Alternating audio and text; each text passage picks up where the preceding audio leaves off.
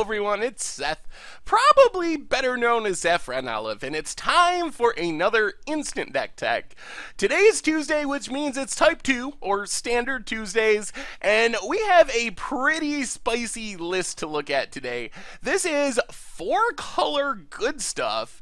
Recently took Michael White to a top 8 finish at a SCG Standard IQ, so congrats to Michael on their finish with the deck.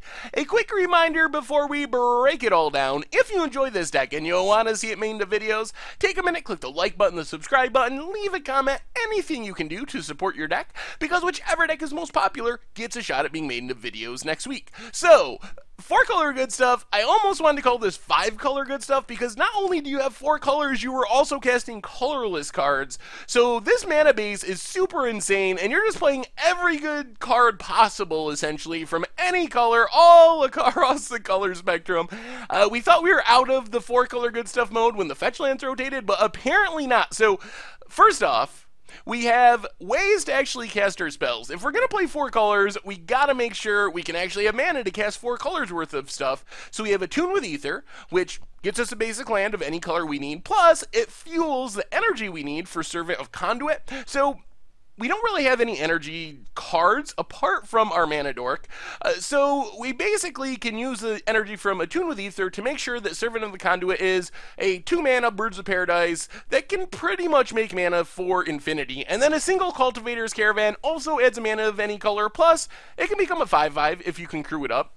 And now we have kind of the disruption package. So to disrupt the opponent, we have Spell Quellers to exile a spell, very good against some decks in Standard, and then Thought-Knot Seer to pressure the opponent's hand so you can get the spells with Spell Queller while they're on the stack, get things out of your opponent's hand with Thought-Knot, and then a couple Harness Lightning, which also takes advantage of the energy from Attune with Ether, but can kill a lot of stuff for only 2 mana instant speed.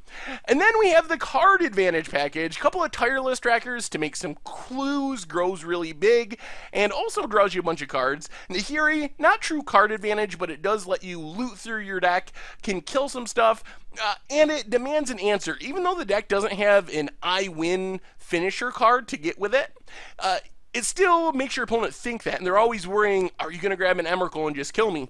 And then a couple of Tamios as well, mostly to draw cards, but can do some defense, tapping stuff down, and if you ever ultimate, it's really hard to beat a Tamio. And then we have the big beaters with Trample. So Woodland Wanderer technically can be cast with 4 different colors of mana, which, and if you do that, on turn, maybe 3 even, with a Servant of Conduit, you end up with a 6/6 Vigilance Trample, which is just massive, and then you can back that up on turn 4, perhaps, if you have a Mana Dork, with Verdurous Gearhulk, dump all your counters on the Woodland Wanderer, swing in for 10, so some really just powerful 4 and 5 drops out of the deck, and having Trample gives them a form of evasion.